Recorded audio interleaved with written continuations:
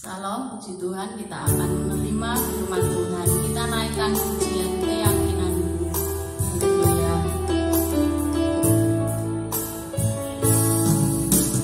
Firman-Mu berkata, serahkanlah kuatirmu,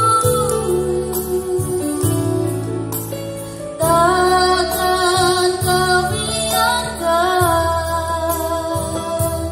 orang benar tergoyahkan. Keyakinanmu takkan tergoyahkan kalau kau menolongku dulu, kau akan menolongku keyakinanmu tak akan kau permalukan orang yang menaruh harap padamu, Yesus. Ya Tuhan, Bapa kami, hanya padamu saja kami berharap, sebab Engkau tak pernah mengecewakan kami. Kami mau mendengar dan menerima firman-Mu. Dalam nama-Mu kami berdoa. Amin. Shalom Bapak Ibu yang kasih Tuhan, bagaimana kabarnya hari ini? Luar biasa. Yes, Yesus emang sip. Ya, sudah lama kita tidak menggunakan yel-yel ini. Baik, hari ini kita akan belajar bersama-sama firman Tuhan yang saya beri judul Berkat Menemukan Tuhan, yang terambil dari Yesaya 55 ayat yang ke-6. Yesaya 55 ayat yang ke-6. Kita baca bersama-sama. 1, 2, 3. Carilah Tuhan selama ia berkenan ditemui, berserulah kepadanya selama ia dekat. Puji Tuhan. Saudara kasih Tuhan, mencari Tuhan itu tujuan utamanya ialah menemukan Tuhan. Amin. Dengan menemukan Tuhan, kita akan memperoleh berkat-berkat yang luar biasa yang dapat kita alami dalam kehidupan kita sehari-hari. Maka sekali lagi hari ini kita akan belajar tentang berkat menemukan Tuhan. Ada 3 berkat paling tidak ketika kita menemukan Tuhan yang tercatat di dalam Yesaya 55 ayat-ayat berikutnya, yaitu ayat 7 sampai ayat yang ke-12. Kita akan belajar bersama-sama paling tidak 3 berkat menemukan Tuhan dari Yesaya 55 ayat 7 sampai 12 yang merupakan ayat kelanjutan dari ayat nats kita. Yang pertama kita belajar berkat menemukan Tuhan yang pertama adalah menerima pengampunan Tuhan. Kita baca ayat yang ke-7. Baiklah orang fasik meninggalkan jalannya dan orang jahat meninggalkan rancangannya. Perhatikan kata-kata meninggalkan. Baiklah ia kembali kepada Tuhan, maka dia akan mengasihaninya, dan kepada Allah kita, sebab ia memberi pengampunan dengan limpahnya. Yang pertama adalah menerima pengampunan Tuhan. Berkat yang pertama adalah menerima pengampunan Tuhan. Nah, saudara kasih Tuhan, pengampunan Tuhan itu sangat dipengaruhi oleh pertobatan kita. Nah, pertobatan itu apa? Seperti yang seringkali saya sampaikan dalam ayat 7 ini, meninggalkan jalannya yang jahat. Orang fasik meninggalkan jalannya dan orang jahat meninggalkan rancangannya. Ya, puji Tuhan. Ya, meninggalkan rancangannya. Dan baiklah ia kembali kepada Tuhan. Perhatikan baik-baik kata-kata meninggalkan, ya, dosanya, meninggalkan sesuatu yang jahat dan kembali kepada Tuhan. Itulah pertobatan. Sayang 1000 sayang, bahkan saya katakan sayang 1005 atau 1010 sayang, ya. Saking sayangnya begitu ya. Banyak orang Kristen itu yang tidak memiliki pertobatan yang sungguh. Pertobatannya itu hanya pura-pura. Ya, apa cirinya pertobatan yang pura-pura itu? Ya, pertobatan yang pura-pura itu hanya bersifat sementara. Baik, mari kita baca dalam Hosea pasal yang ke-6 ayat yang ke-4. Hosea pasal yang ke-6 ayat yang ke-4. Silahkan dibaca. Apakah yang akan kulakukan kepadamu, hai Efraim? Apakah yang akan kulakukan kepadamu, hai Yehuda? Kasih setiamu seperti kabut pagi dan seperti embun yang hilang pagi-pagi benar. Ya, jadi cepat sekali hilang gitu ya. Artinya cepat sekali hilang. Jadi ini bersifat sangat-sangat sementara. Jadi orang Kristen yang memiliki pertobatan yang pura-pura ini, apapun yang dilakukan, apapun yang dikatakan itu bisa dikategorikan, bisa dinilai sebagai kepura-puraan saja. Baik, kalau kita melihat dalam Hosea 6 ini dari ayat yang pertama, mari kita akan berbalik pada Tuhan. Ini hal yang luar biasa, ini hal yang baik, saudara. Dialah yang menerkam, yang menyembuhkan, tetapi juga menyembuhkan, yang telah memukul, tetapi juga membalut. Ayat yang kedua, ia akan menghidupkan kita. Ini luar biasa, saudara. Kata-kata yang luar biasa. Kemudian ayat yang ketiga, marilah kita mengenal dan berusaha sungguh-sungguh mengenal Tuhan. Ini adalah sesuatu yang baik yang dikatakan oleh orang Israel, dihimbau oleh orang Israel.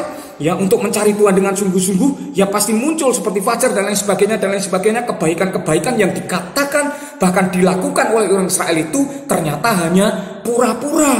Karena ini konteksnya atau judulnya ini pertobatan yang pura-pura dari pihak orang Israel. Maka ayat 4 itu dalam bahasa Indonesia masa kini dikatakan, tetapi Tuhan berkata, silakan.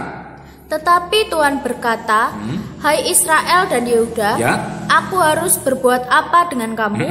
Cintamu kepadaku cepat hilang. Cepat hilang. Seperti kabut atau embun di pagi hari. Nah, jadi ini hanya bersifat sementara. Jadi pertobatan yang pura-pura itu, apapun yang dikatakan, apapun yang dilakukan, kalaupun toh dia itu beribadah, ya ibadahnya pura-pura. Kalaupun toh dia itu setia, ya kesetiaannya itu hanya pura-pura. Kalau dia telah mendapatkan apa yang dia inginkan, maka kesetiaannya itu akan cepat sekali hilang. Seperti itu ya. Nah, itulah sebabnya toleh kanan kirimu, ya, toleh kanan kirimu. Itu bukan saya loh ya. Itu bukan saya ya. Pertobatan kita harus sungguh-sungguh.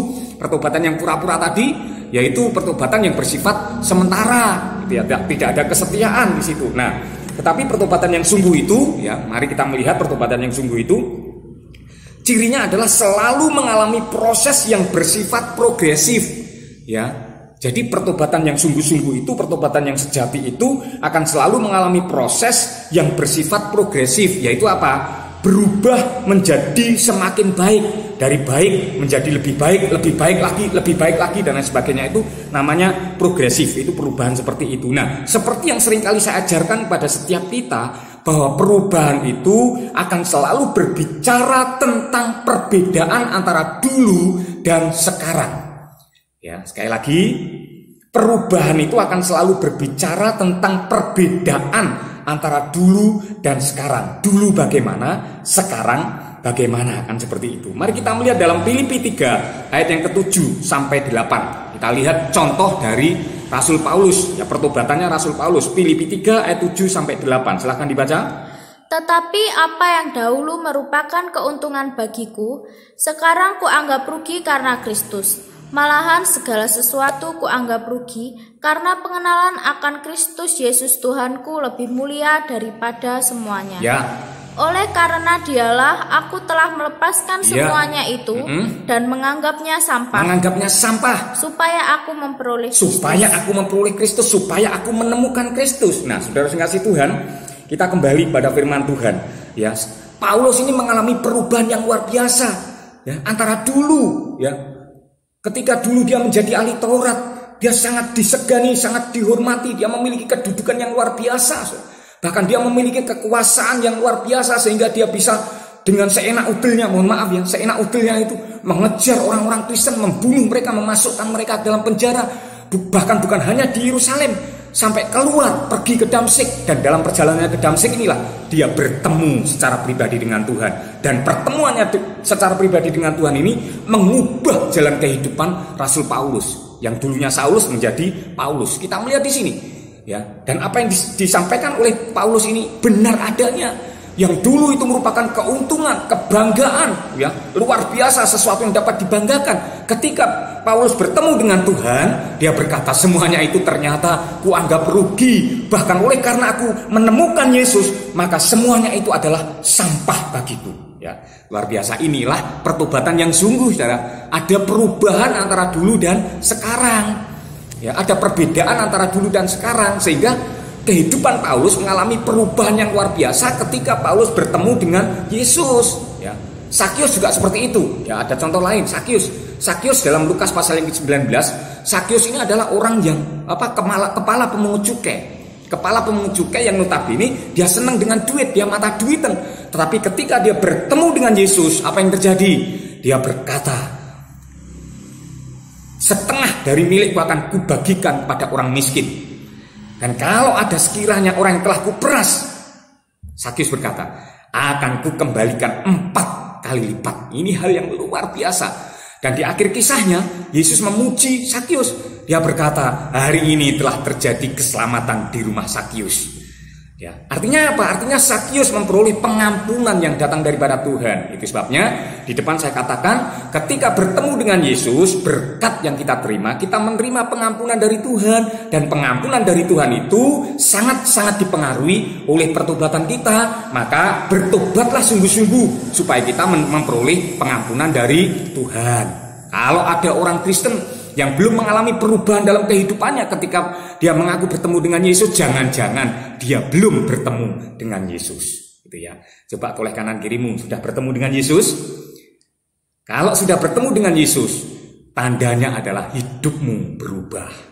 Karena pertobatan itu adalah pertobatan yang sungguh-sungguh. Itu yang pertama, saudara ya. Jadi berkat menemukan Tuhan yang pertama adalah menerima pengampunan Tuhan. Yang kedua, berkat yang kedua ketika kita menemukan Tuhan, yaitu dapat mengenal rancangan Tuhan. Berkat yang kedua ketika kita menemukan Tuhan, kita dapat mengenal rancangan Tuhan. Ayat yang ke-8 dari Yesaya 55, ayat yang ke-8 sampai ayat yang ke-11. Sebab rancanganku bukanlah rancanganmu, dan jalanmu bukanlah jalanku. Demikianlah firman Tuhan. Jadi ini Tuhan yang mengatakan, ya. Seperti tingginya langit dari bumi. Perhatikan. Seperti tingginya langit dari bumi, demikianlah tingginya jalanku, kata Tuhan, dari jalanmu. Jadi langit itu, sekali lagi, langit itu berarti jalannya Tuhan, gitu ya. Terus kemudian bumi itu jalan kita. Dan rancanganku, langit itu berarti rancangan Tuhan, dan bumi itu rancangan kita. Ya, sekali lagi, langit adalah rancangan Tuhan, itu aja ya intinya. Kemudian ayat yang ke-10, sebab seperti hujan dan salju turun dari langit. Perhatikan, turun dari langit. Langit tadi apa? Rancangan Tuhan. Ya, dari rancangan Tuhan itu, ya, diturunkan apa? Hujan dan salju. Ya, hujan dan salju itu apa? Sebab seperti hujan dan salju turun dari langit. Langsung ayat yang ke-11, demikianlah firmanku yang keluar dari mulutku, ia tidak akan kembali kepadaku dengan sia-sia. Apa tadi? Hujan dan salju tadi? Benar, firman Tuhan, gitu ya.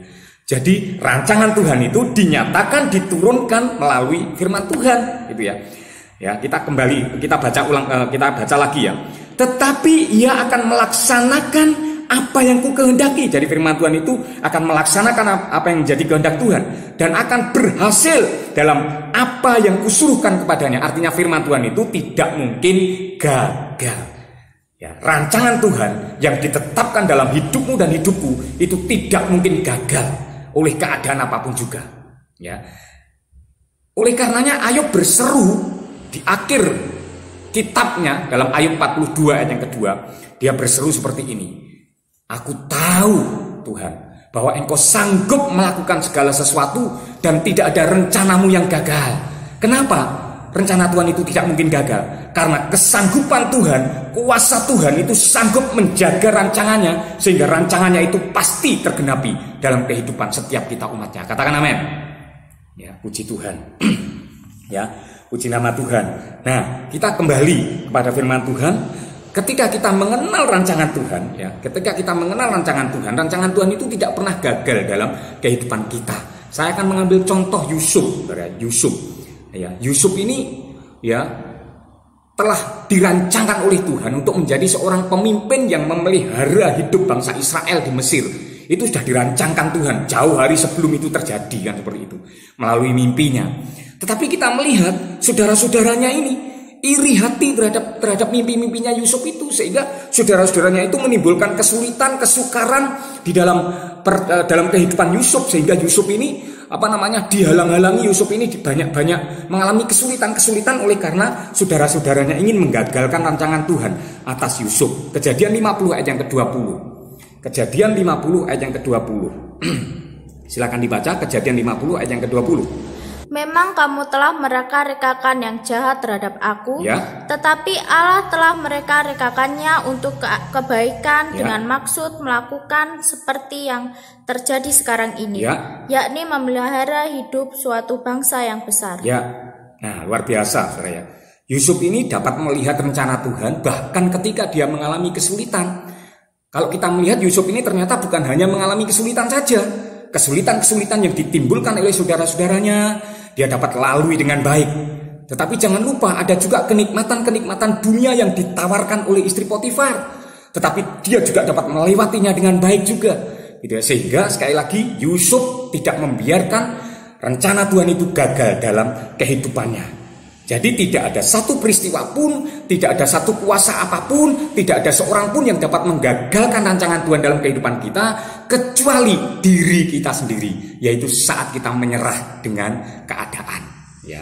Nah, tetapi Yusuf tidak seperti itu, ya, tidak seperti itu, sehingga akhirnya Yusuf ya tetap hidup di dalam rancangan Tuhan, dan rancangan Tuhan yang indah, yang luar biasa itu tergenapi dalam kehidupan Yusuf. Inilah rancangan yang harus kita kenali. Rancangan Tuhan yang harus kita kenali dalam kehidupan kita. Rancangan Tuhan adalah rancangan damai sejahtera untuk memberikan kepadamu hari depan yang penuh dengan harapan. Ya, Yeremia 29 ayat yang ke-11 dikatakan seperti itu. Dan kita wajib menjaga rancangan Tuhan itu terjadi dalam kehidupan kita.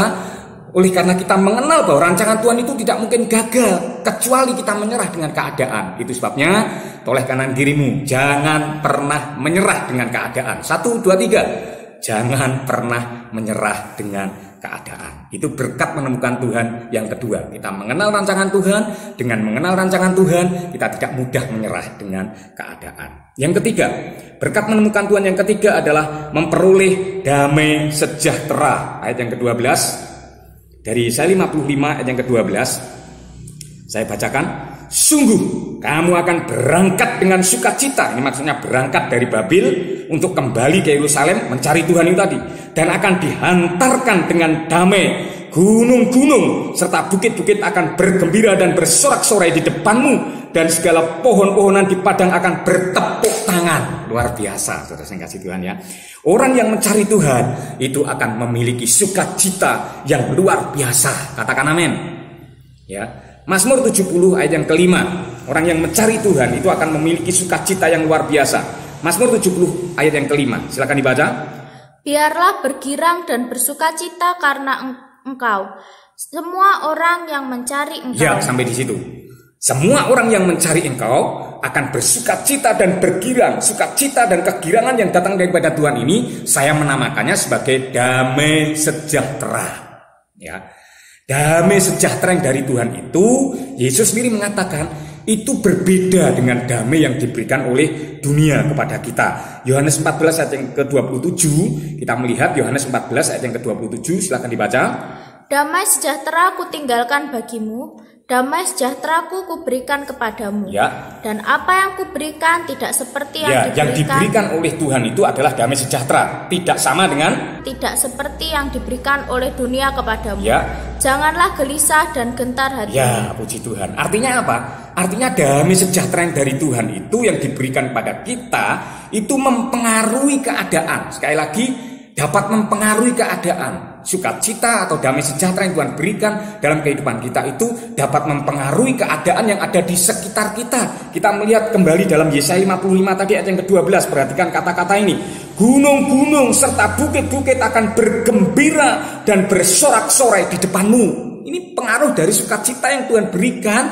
Aku akan menghantar kamu dengan sukacita. Seperti kamu akan berangkat dengan sukacita itu tadi. Ketika kita berangkat dengan sukacita, sukacita yang datang daripada Tuhan, maka gunung-gunung pun, bukit-bukit pun akan bergembira, bersorak-sorai di depanmu. Firman Tuhan yang berkata seperti itu. Dan segala pohon-pohonan, itu sesuatu yang ada di sekitar kita, pohon-pohonan di padang akan bertepuk tangan. Jadi sukacita, damai sejahtera yang dari Tuhan diberikan kepada kita itu dapat mempengaruhi keadaan yang di sekitar kita. Sementara damai sejahtera yang dari dunia ini ya itu sangat dipengaruhi, maksud saya sangat dipengaruhi oleh keadaan yang ada di sekitar kita.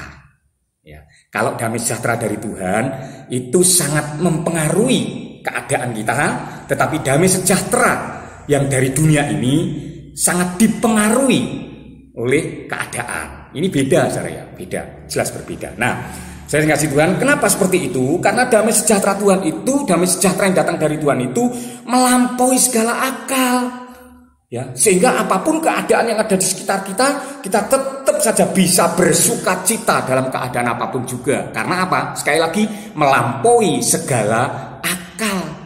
Ya, melampaui segala akal. Filipi 4 ayat yang ke-7. Ya, Filipi 4 ayat yang ke-7, ayat yang terakhir. Silakan dibaca. Damai sejahtera Allah yang melampaui segala akal akan memelihara hati dan pikiranmu dalam Kristus Yesus. Ya, jadi damai sejahtera Allah yang melampaui segala akal itu tadi, ya, maka saya katakan damai sejahtera yang Tuhan berikan kepada kita itu sangat mempengaruhi keadaan yang ada di sekitar kita. Bahkan bukit-bukit pun bergembira, gunung-gunung pun bergembira, pohon-pohon bertepuk tangan. Ya, jadi sangat mempengaruhi keadaan yang di sekitar kita. Ya, kenapa? Karena melampaui segala akal. Damai sejahtera yang melampaui segala akal itu akan memelihara, akan menjaga hati dan pikiran kita supaya tetap hidup di dalam damai sejahtera. Amin. Kalau kita kaitkan, saudara, ketika kita menemukan Tuhan, maka kita akan mendapatkan pengampunan yang datang daripada Tuhan. Ketika kita mendapatkan pengampunan yang datang daripada Tuhan, kita dapat bersekutu secara intim dengan Tuhan. Nah, ketika kita dapat bersekutu secara intim dengan Tuhan, kita dapat mengenal apa yang menjadi kehendak Tuhan, apa yang menjadi rencana Tuhan, rancangan Tuhan itu dalam kehidupan kita. Dan ketika kita dapat mengenal rancangan Tuhan dalam kehidupan kita, maka apapun yang terjadi dalam kehidupan kita, kita selalu bersuka cita, kita akan memperoleh damai sejahtera yang mempengaruhi keadaan yang ada di sekitar kita. Saya rasa inilah berkat firman Tuhan yang dapat saya sampaikan kepada setiap kita. Tuhan memberkati kita sekalian. Amin.